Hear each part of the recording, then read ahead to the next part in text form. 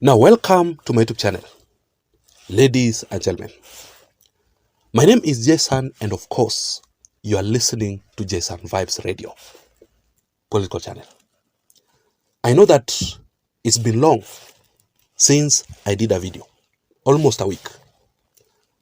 It is because I've been dealing with some issues here and there, but currently I am officially back. So make sure that you have subscribed if you haven't, for you to receive the latest political updates from my channel. So before we begin this particular video here, I have some breaking news.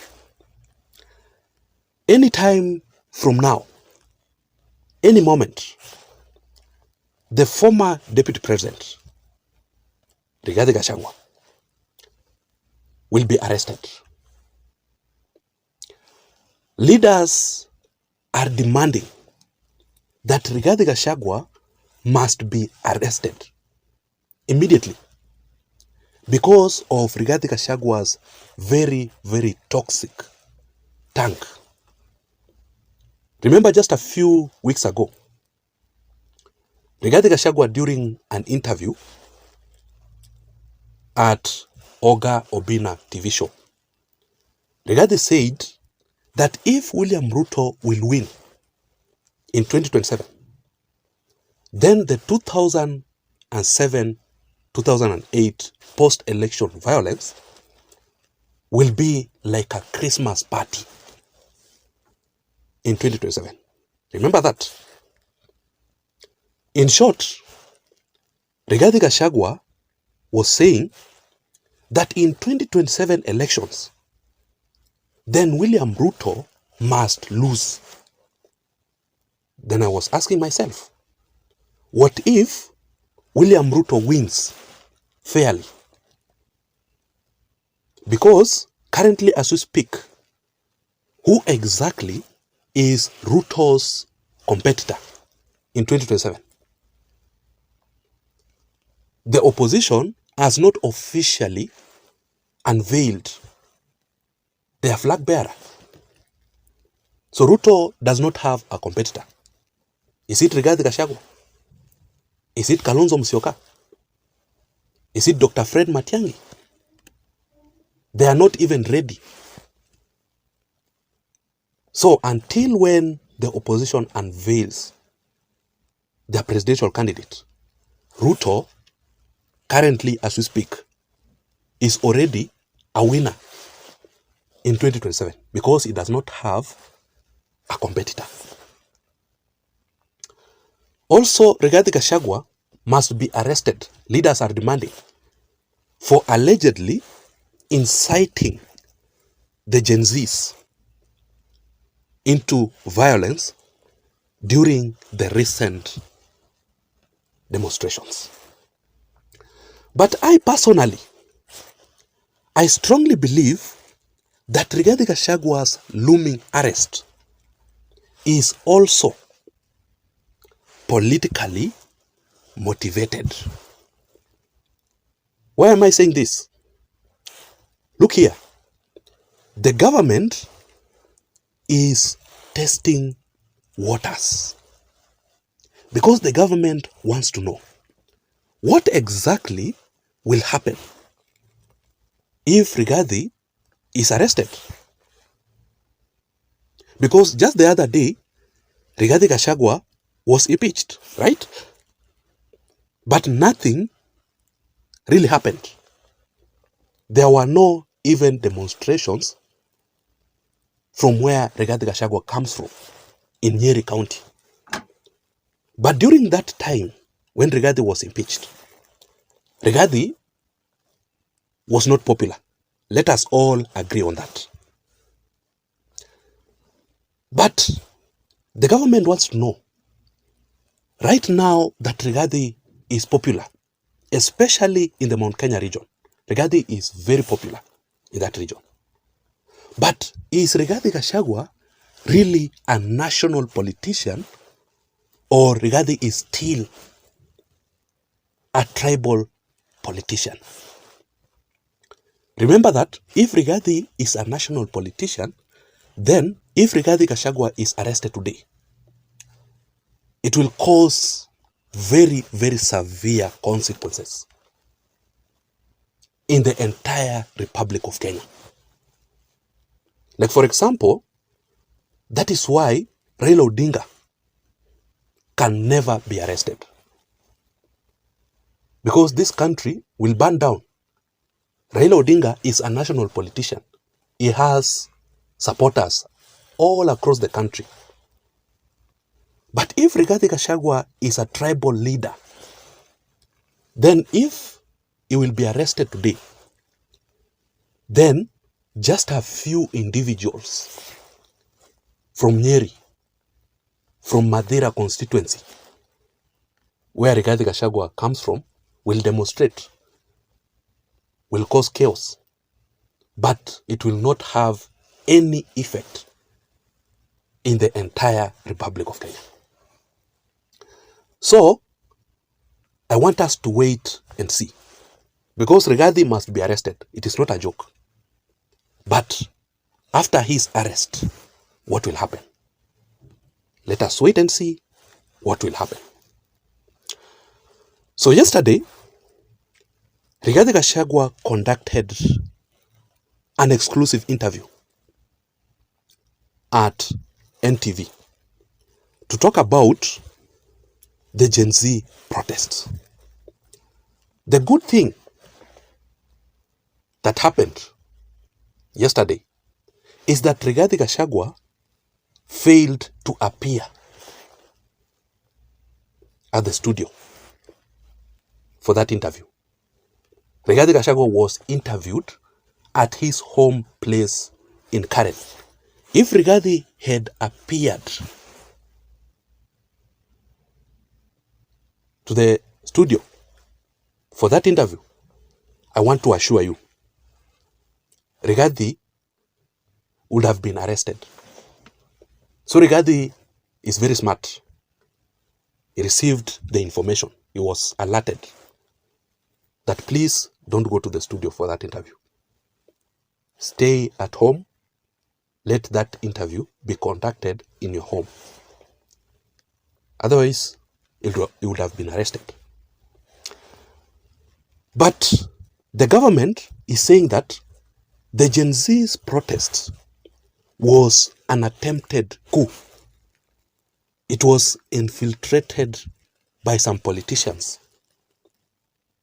like Rigathi Gachagua because they wanted to overthrow Ruto's government, but they failed terribly. That is the statement from the government, from Kipchumba Murkomen, who is the CS for Interior. The Gen Zs, on the other side, they are saying that those protests was actually a revolution and it was very, very successful. But the former Deputy President Rigathi Gachagua is saying that, is being accused of fueling the fire, inciting the Gen Zs during the protest. He was inciting the youth to cause chaos and violence, to cause anarchy. But a total of 15 Gen Zs lost their lives, which should not actually happen during those demonstrations, while hundreds and hundreds were injured. So Rigathi Gachagua's real mission during that particular interview, Rigathi wanted to clear the air on the issues that is being accused of. But something happened during that interview, because I was following the interview very keenly. Rigathi Gachagua aliona moto. Rigathi was totally and completely cornered with very, very tough questions by Michele Ngele, who interviewed Rigathi Gachagua. Rigathi failed to answer some questions during that interview because they were really tough. Rigathi was sweating. Instead, Rigathi Gachagua kept on blaming William Ruto each and every time. Remember that table stand, right? When Rigathi was in power, remember what Rigathi used to do to Azimio supporters during the demonstrations. How Rigathi Gachagua used to wake up very early in the morning at 5 a.m. kwa ofisi yake. Then held meetings with different security officers on how to deal with Azimio supporters during the demonstrations. Ruto even was not in the country. During that time, Ruto was very busy. Hakuwa anakaa kwa ofisi. He was traveling. Leo ako China, kesho ako Germany, kesho ako US, like that. So Rigathi was in charge, right? When the president is out, the second in command officially takes over, right? When the president and the DP are out of the country, then the third in command, who is the speaker, officially takes over, right? So Rigathi was in charge during that time. That is why he held several meetings with security officers on how to deal with Azimio supporters. Currently, as we speak, those same issues that Rigathi Gachagua used to do to Azimio supporters during the demonstrations is what is currently happening to Rigathi Gachagua and his supporters. That is why Rigathi Gachagua keeps on crying, but no one actually is ready to sympathize with Rigathi Gachagua. Because when they revisit the videos, when Rigathi Gachagua used to say that, when you see a security officer, a policeman with a gun, do you think that he will kiss you? Those are the terms that Rigathi Gachagua used to talk about. How he used to talk so badly to someone like Raila Odinga, dismissing Rigathi Gachagua, Raila Odinga's and Azimio protests. So tables do turn. Rigathi Gachagua's first question, for example, he was asked concerning the Gen Z's protest, right? And the violence, the destruction of properties that occurred during the protest. So Rigathi Gachagua was really trying to blame William Ruto and the government. Rigathi was trying to come up with this narrative that it is the government which paid goons to, cause chaos during the protest of the Gen Zs. I'll play for you the video. But Michele Ngele, the interviewer, asked Rigathi Gachagua just one question. Do you have evidence of what you're talking about? That Ruto and the government paid goons to infiltrate the Gen Z protests? Rigathi akatetemeka. I'll play for you the video. I have it here. Rigathi akatetemeka, and he totally had nothing to say apart from blaming William Ruto. Just watch Rigathi Gachagua's reaction after he was asked that question. Just watch. I have said, mentioned that this is a plot to alienate the Mount Kenya region, yes, like he did yes, with Uhuru Kenyatta. Yes. But what was your role in that? There are I am saying I have led the campaign to alienate Uhuru Kenyatta, including the attack. I have told you, William Ruto conned an entire community, I included. So you were. I have owned it up. I have apologized to the community. This whole thing of Wednesday was a scheme by William Ruto to touch businesses belonging to the Mount Kenya people, loot them, and then try to blame it on their leaders so that they can hate us the way they hated Uhuru Kenyatta. Yeah? But you have no evidence. I am? Do you have evidence? That we have evidence. What evidence do you need, Michele? What other evidence do you need? I'm asking. And I want to tell my friend William Ruto, when you are in a hole, my brother, you stop digging. Don't dig deeper. You have persecuted our community. You have humiliated our community.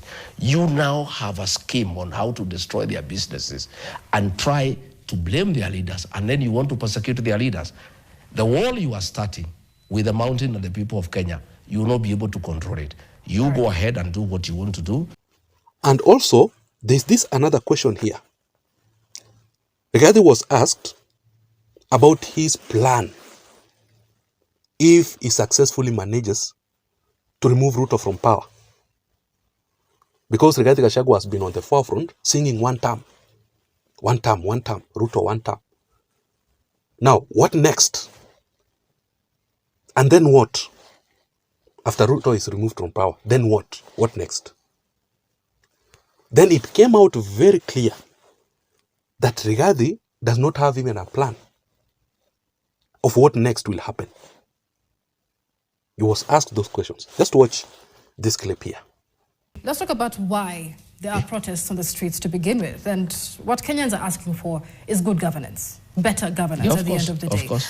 Gen Z are saying Ruto must go. Yes. That's what you are saying, Mr. Yes. Gachagua. Yes. But the president says that's your entire plan. Ruto must go. That you have no vision behind that. That's what What's he your says. answer to him today? President Ruto says we have no plan. We have a plan to send him home.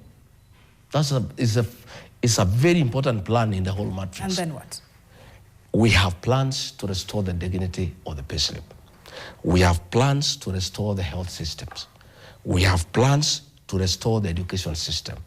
We have planned to have justified taxation and proper utilization of collected taxes. But all those things we have plans to stop abductions. We have plans to stop extrajudicial killings. All those things, Michele, cannot happen when William Ruto is in office because he's the one who has messed the country. All his plans are responsible for the shit we are in as a country, for the hole we are in as a country.